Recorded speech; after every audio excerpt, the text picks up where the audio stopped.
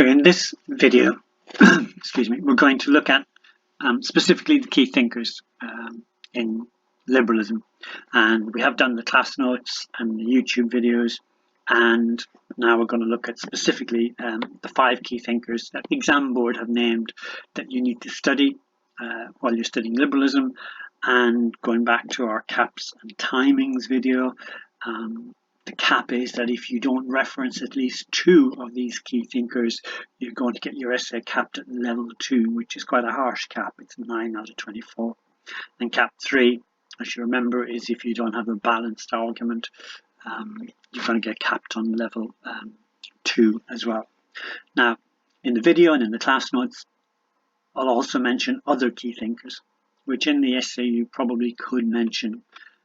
It'll certainly add more flavour to your essay, more colour to it, but you must remember that they don't count as key thinkers. So what I'm suggesting is that at all of these ideologies essay, at the start of the essay when you're doing your plan, you simply quickly scribble down who the 5 key thinkers are, and then as you reference them in the essay you put a line through, so you're making sure you have referenced at least 2 of them.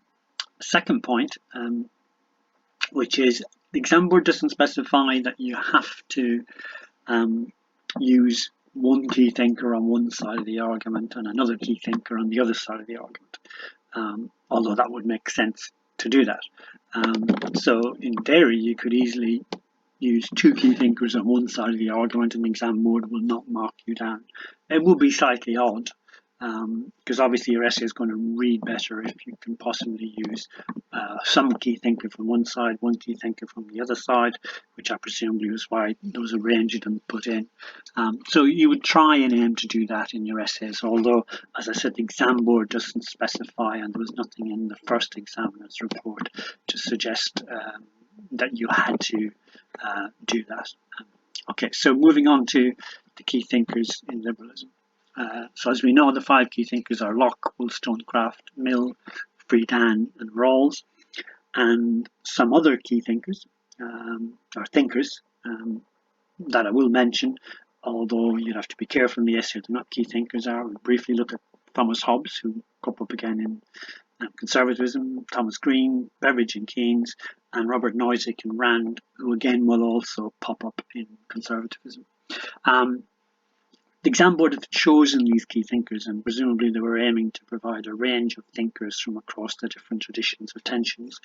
But some of them are a bit unbalanced. I mean, poor old Locke has to do a lot of heavy lifting because he really is the only out-and-out example you can use for classical liberalism when you're writing your essays.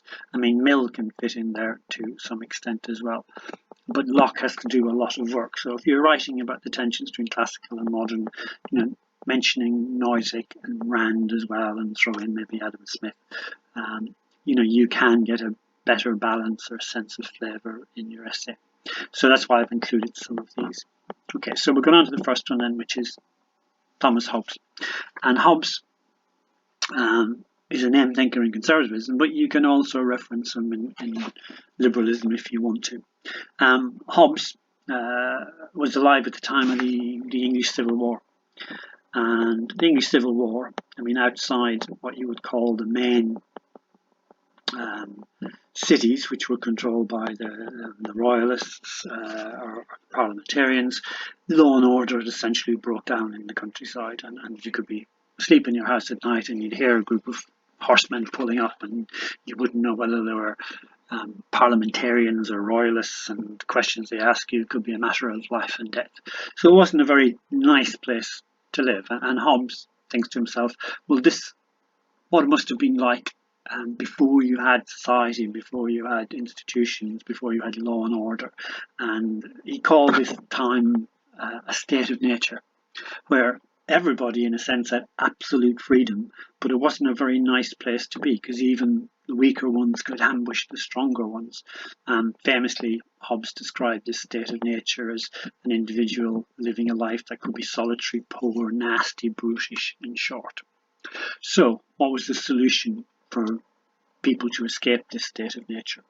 Well, Hobbes's argument in his book Leviathan, as we've seen, was that each of us, everyone, would give up some of their freedom in return for protection and security. and we would give up this freedom to what he called a Leviathan or a ruler. And this was the frontispiece of the book, and there's a quote from the Bible across the top saying, "No power on earth is greater than him," and the lovely drawing of the Leviathan being made up of all these little people. We would all give up some of our freedom in return for the security and protection of the Leviathan. Now, for Hobbes, the Leviathan was a monarch. Hobbes was a monarchist, and he saw or wanted a return to really an absolute monarch that would provide protection and security. And of course, he gets into trouble. It's a dangerous thing to be doing when the parliamentarians are winning, and he ends up fleeing to France for 10 years. So Hobbes's argument for state of nature, Leviathan, authoritarian rule. So how does he fit into liberalism? Well, the first thing is he's a social contract theorist, because his reasoning for society is that society is based on a social contract, that people get together in this theoretical state and decide to give up their freedom in return for security. The society comes about through a rational choice of people, because he thinks it would be rational for individuals to give up some freedom in return for security. So that's his kind of contribution to liberal thought. Now, I suppose a bit like those starfighters in Star Wars, which get hit and go spinning off the screen. Hobbes, after that, spins off into authoritarian or traditional conservatism, but he does have this contribution to liberal thought as a social contract theorist, and his emphasis on people being rational actors. Which takes us on to the first key thinker proper, which is John Locke. Locke was a bit younger than Hobbes. He's alive during the Civil War, but he's a teenager. Which is a very anachronistic term to use, but he was young when the Civil War was on, and he comes from the opposite side of the argument. Locke's father was a captain in the cavalry of the parliamentarians, so you'd imagine Locke's childhood was very much anti-monarchist and more on the parliamentarian side. And Locke too agrees with this idea of a sense of a state of nature, pre-political, pre-society times. But Locke isn't as pessimistic as Hobbes was about what it would be like in a state of nature. Locke believed that men would live according to reason, without a common superior on earth, and to judge between them is properly the state of nature. So the state of nature for Locke wasn't too bad, but he still felt that you did need some kind of institution or government to oversee a state of nature, to protect people and to enforce what you might call contracts. So people would get together to institute a government. So again, Hobbes is another social contract theorist, but Hobbes's government or ruling institution is not a Leviathan, but it's a government, and he preferred representative government. It's based on the consent of the governed. For Hobbes, you give your consent and that's it. You do what you're bloody well told. But for Locke, the legitimacy of the government is based on the consent of the governed, and by implication, consent can be withdrawn. So you can see the kind of seedlings of the idea of a liberal democracy. And also underneath it, you can see that Locke was arguing or giving a justification for the overthrow of the monarchy, because it had overstepped its legitimacy, and therefore it was right to overthrow it. So Locke was making a mirror argument to Hobbes, which also, of course, gets him into trouble when the monarch's restored and Locke has to eventually flee to the Netherlands. But Locke is a social contract theorist, believes you have to have a government, but the government should be a very limited government. I mean, the term used with Locke is a night watchman state, but although he didn't use the term, it's Locke's night watchman state. So the government should be very limited, and it should be limited to protecting what Locke called everyone's natural rights. Natural rights being life, liberty, and property. And it shouldn't be doing anything else from below. And Locke's ideas and Locke's writing is very influential with the founding fathers of America and the writing of the Constitution. Very influential with Thomas Jefferson in particular. And if you take out your copy of the Constitution I gave you, it's also got a copy of the Declaration of Independence in it as well. And you can see where Jefferson basically pinches Locke's ideas. In the Declaration of Independence, Jefferson says, governments are instituted among men deriving their just power from the consent of the governed, which is just recycling pure Locke. in terms of natural rights. Jefferson also believed we were born with natural rights, inalienable rights he called them, but he says life, liberty and the pursuit of happiness rather than property. So Locke's very influential in the development of liberalism. He's also key on toleration. Initially, I suppose it's to do with religious toleration, and Locke famously said that the care of souls is not committed to the civil magistrate. Government has no right to meddle in the care of men's souls. So you can say, in liberal terms, he's arguing for negative freedom, a very limited government, high degree of toleration, pluralism, and negative freedom. And we've seen people are rational and self-interested as well. So Locke has a number of contributions to classical liberal thought. And incidentally, Jefferson also picked up on Locke's plea for toleration in religious terms, and Jefferson had a lovely phrase when they were discussing about what place religion should have in the new American society, and he said it shouldn't have any place. He said religion is no business, a bit like Locke, of anybody. He said it neither does me no injury for my neighbour to say there are 20 gods or no God. It neither picks my pocket nor breaks my leg. In other words, people's religion is a private thing. So this was the first key liberal thinker, very much associated with classical liberalism, but core liberal ideas: social contract theory, limited government, toleration, rationalism, but a limited government, and a government based on consent, and a minimal government. And you have some quotes there as well.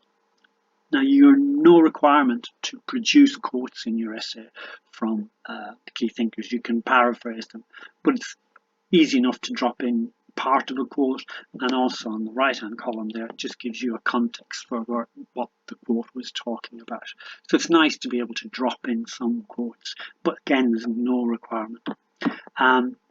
So moving on from Locke to key thinker, and I've put in Mary Wollstonecraft here, and Wollstonecraft and Betty Friedan, the next one, the kind of awkward fit with liberalism overall. I mean, they fit far more comfortably into feminism, particularly liberal feminism, but the exam board have put them into liberalism, so they can be used within liberalism. We're also going to come back to Friedan in feminism as well, but she'll be just another thinker in feminism. So Mary Wollstonecraft, her key book that we were talking about was Vindication of the Rights of Women in 1792, and the argument she put in at that time was very much radical for her time. We might have come across Wollstonecraft before. If you're doing anarchism as your other ideology, she was married to William Godwin, and kind of prototype anarchist writer. If you're doing English literature, she was the mother of Mary Shelley. She dies after she gave birth to Mary Shelley. And if you're interested in both of those people, there's a really good book by a lady called Charlotte Gordon called Romantic Outlaws, and details the lives of Wollstonecraft and then her daughter afterwards. It's well worth a read. But Wollstonecraft contribution to liberal ideas, well, radical ideas at the time, that a belief in rationalism, that all people, including women, were rational and independent beings deserving to exercise their faculties, particularly their brain. Women should be entitled to formal equality. So in order to be free, women should enjoy what we would call some civil liberties, particularly Wollstonecraft's emphasis on the right to an education. And then you can link that to the idea of equality of opportunity, that women, no more than men, were entitled to develop their potential. So you can link Wollstonecraft ideas to modern liberalism, as well as core liberal ideas in positive freedom. So women were denied their ability to reach the potential to self-actualize, and education was a key to that. Now, some writers have then taken what Wollstonecraft has written and extrapolated that she was calling for extension of the franchise and more modern demands. And it's hard to read that into what she'd written. Her main demand was for greater education for women, and in a way her demand, looking back, was a bit conservative. She said that greater education would turn women into more observant daughters, more affectionate sisters, more faithful wives, in a word, better citizens. Very radical for the time, but we would look back and say it's slightly more conservative. That's not a criticism, but you would link it to modern liberal ideas. And, I do not wish women to have power over men, but over themselves. Again, a very liberal demand for personal autonomy, self-fulfillment and self-actualization. Again, linked to Wollstonecraft is Betty Friedan, writing in the 1960s, her notable books, The Feminine Mystique, and we're going to cover this in Feminism. And again, she very much builds on what Wollstonecraft had been writing about. Women were rational the same as men, were deserving to exercise their faculties, reach their potential, argue for formal equality, laws and social views that held back women should be overturned, and again an argument for equal opportunity, and particularly Friedan was arguing about women taking their full role in what you would call the public sphere. I mean, she went to her high school class reunion and she met all her old schoolmates, and the vast majority of them were simply housewives, homemakers. Many of them were frustrated at the role, and she felt that women's position hadn't increased that much, and therefore they need to be allowed the opportunity to develop their potential. And you can see how Friedan and the second wave of feminism, very reformist, but led to things like the Equal Pay Act, the liberalisation of divorce and abortion laws, to allow women to take their place in the public sphere if they choose to. So again, you can link Friedan to modern liberal ideas, positive freedom, women were denied their ability to reach their potential, self-actualize, and also a positive role for the state in helping to redress any inequalities. Not hugely quotable in some respects. I mean, women were second-class citizens. Really interesting one in Feminine Mystique was this idea of the problem with no name, that women were, in inverted commas, confined to the domestic sphere and were compensated by all these lovely consumer goods. But so many women suffered from frustration and unhappiness, and she described these American women's homes with all these consumer goods as merely comfortable concentration camps, and women were afraid to complain in case people would think, what are they complaining about? And she described this as the problem with no name, that all these women were suffering but just lacked the consciousness that other people, women were suffering the same as well. Again, like Wollstonecraft, she had a key emphasis on education, as indeed all liberals do. So it's Friedan and Wollstonecraft. We jump back a bit to Victorian times, to John Stuart Mill, again a giant in liberal thinking. Mill was a Victorian prodigy. His father was James Mill, a colleague of Jeremy Bentham, and two of the main proponents of utilitarianism, which you might come across in philosophy and ethics. But Mill was hothoused. He was homeschooled by his father, a bit like you are being doing now, maybe. But slightly different. Her father started to teach him Greek aged 3 and Latin aged 8 and all the other things that a Victorian education would involve. And it's no wonder he had a breakdown in his late teens, early 20s. But in his writings, he's one of these giants of liberal thinking. He can be placed in either the classical or the modern liberal tradition. In fact, I would describe he's a bridge between the two. His most famous and sort of easily rememberable one is the idea of the harm principle, which he writes in On Liberty, that people should only have their freedom restricted if their actions right cause harm to others. And of course, you can link that to negative freedom. In a way, he's arguing for the maximum amount of freedom for people other than if they commit harm. However, by putting this harm principle, he's clearly putting a limit on the amount of freedom that people can have. And if you think of the context, he's writing mid Victorian times, and you can argue that factory owners and industrialists can have their freedom limited if they are causing harm to their employees, whether it's young children or whether it's coal miners going down the ground. So in a way, he's making a rationale for government intervention as well as individual freedom. Again, very much focus on limited representative government linked to the harm principle, and of course huge on toleration. Very argue for maybe what you call a hyper-pluralist society, a huge divergence of views and tolerance of viewpoints you're in disagreement with. So you can link Mill clearly to negative freedom, minimal state, because the harm principle is about limiting government intervention and about providing maximum freedom for people. But you can also link them to modern liberal ideas.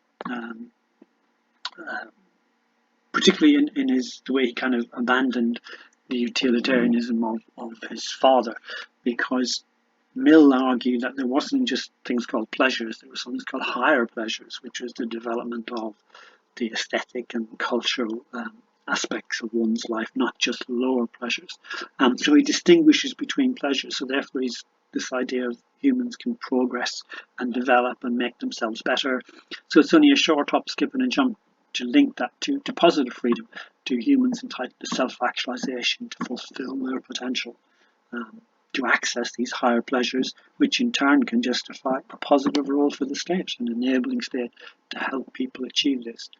So you can place Mill as a bridge between the two. You can say he was arguing for negative freedom, but you can also say his ideas can also lay the foundation for positive freedom and the state. And the quote, lots of people use it, better to be a Socrates dissatisfied than a fool satisfied, support for higher rather than lower pleasures.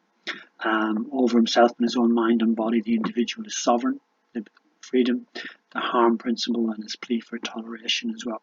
So Mill is this kind of bridge between classical and modern. So he can do some work supporting Locke and classical liberalism, but you can also use him for modern as well. On to another important liberal other thinker, Thomas Green. And Green, a contemporary of Mill, and he developed what was critical of the classical liberal idea that society, they didn't use the term, was atomistic and consisted of self-interested individuals.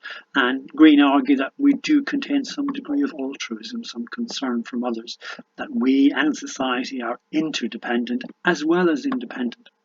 And we can achieve fulfillment, not through just pursuing our own happiness, but helping others as well. So it's a development, and this kind of atomistic, self-interested person can also be help others as well.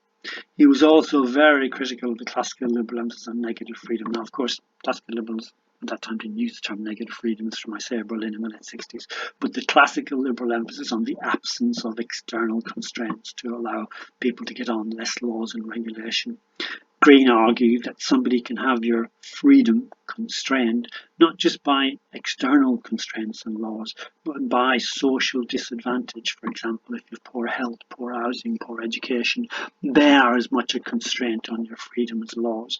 Therefore, you don't have the opportunity to self-develop, to self-actualize, to achieve autonomy, and someone should step in to redress these inequalities, and that would be, of course, the state. So Green makes this argument for an enabling state and a welfare state before obviously the terms are in use. But again, he's another bridge between the development of modern liberalism. And then you would move on sort of 100 years to Beveridge and Keynes, both liberals, not necessarily thinkers, although Keynes was an economist and Beveridge was very much a bureaucrat, a technocrat. But the Beveridge report during the World War II, argue that governments should tackle the five giants: ignorance, disease, squalor, want, and idleness, which is the foundation for the post-World War II welfare state. Ignorance, education, disease, the NHS, squalor, the development of social housing, want, development of welfare system, and idleness, unemployment, which was linked to Keynes, who argued in the 30s that government should step in to manage the economy when there's a recession and high unemployment to prevent, Beveridge would call it, idleness, because being unemployed is a constraint on your freedom. Being sick is a constraint on your freedom. Lacking decent education is a constraint on your freedom. So these ideas are very much adapted by modern liberals, as indeed by social democrat parties in the development of socialism post-war. Which leads on to our last key thinker in liberalism, which is John Rawls. Rawls was an American academic in Harvard, and in the theory of justice is really looking to update a new rationale for the modern liberal state, the enabling state, and economic intervention and managed intervention, and how is that compatible with classical liberal principles. And as we've seen through his veil of ignorance thought experiment, very cleverly updates it and said, yes, an enabling state and progressive taxation and welfare state are perfectly compatible with classical liberal ideas. because in this veil of ignorance, a rational person would choose to live in a fairer society, because if you didn't know what position you were going to be born in, you'd want to be born into a society where the weakest or the less well off were treated better. So therefore, the welfare state, the enabling state, the managed economy was perfectly compatible with, say, Lockean ideas, because it was based on consent and it was based on rationalism, and it would help provide people with equality of opportunity. So Rawls's theory of justice and his difference principle and his veil of ignorance is really a modern rationale for modern liberal ideas. So you can link it to positive freedom. Every citizen should be guaranteed a life worth living, and the state plays a positive role in helping redress inequalities.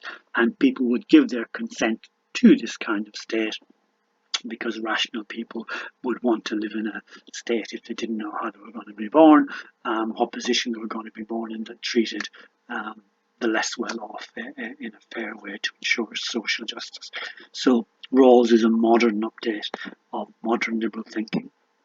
And then the last two you could mention in classical liberalism was from the 70s. As we'll see in conservatism, you've seen this re-emergence of classical liberalism called neoliberalism. Neo simply means new. And it was this re-emergence of extreme classical liberal ideas. So Nozick was a contemporary of Rawls in Harvard as well. And in fact, Nozick, he wrote loads of books, but the key one in this context is he wrote something called Anarchy, the State and Utopia, which was his response to Rawls's theory of justice. And while Rawls was putting out a very liberal, if you like, left-wing argument, Nozick was the other extreme. He was putting out a very right-wing, a very libertarian argument. And we do modern conservatism can see this, but Nozick particularly argued that taxation, never mind progressive taxation, he said all taxation is basically legalised theft. The government is putting their hands in your pockets and pulling out your hard-earned money to give to people who don't deserve it, and it's an infringement of property rights. And he argues for a limited government. So limited basically to law and order and security. And his view is so extreme that people like Nozick described as minarchists. They're only a tissue paper away from being an anarchist who would argue for no government. Then you have Ayn Rand. Ayn Rand was a Russian emigre from Soviet Russia in the 20s. Her family were quite, what you call them, a bourgeois, which were destroyed particularly after the Russian Revolution. And for people with those kind of backgrounds, she then swings to the extreme, and in America she becomes an extreme libertarian, classical liberal, and she argues for absolute negative freedom, possessive individual. She says, I recognise no obligations towards men except one, to respect their freedom. So society is purely atomistic. And she argues for the moral case for being selfish. And you can see this in the kind of Wall Street move of the 80s, that was popularised the phrase greed is good. So for Rand, freedom means to ask nothing, to expect nothing, to depend on nothing. And for both Nozick and Rand, extreme classical liberal position to limited government, self-interested individuals, negative freedom. It's an extreme restatement of the classical liberal tradition. So there are key liberal thinkers. These are the named thinkers, that minimum of two of which you need to reference, and these are some of the other ones you can mention. Particularly if you're looking at classical liberalism, you can use Nozick and Rand. You can quote Adam Smith and the invisible hand in the market for the laissez-faire free market principles as well. Modern liberalism is pretty well represented in there. As I said, Mill can do some work on both sides of the argument. You can also mention these with modern liberalism as well. Okay, so they are the key thinkers in liberalism.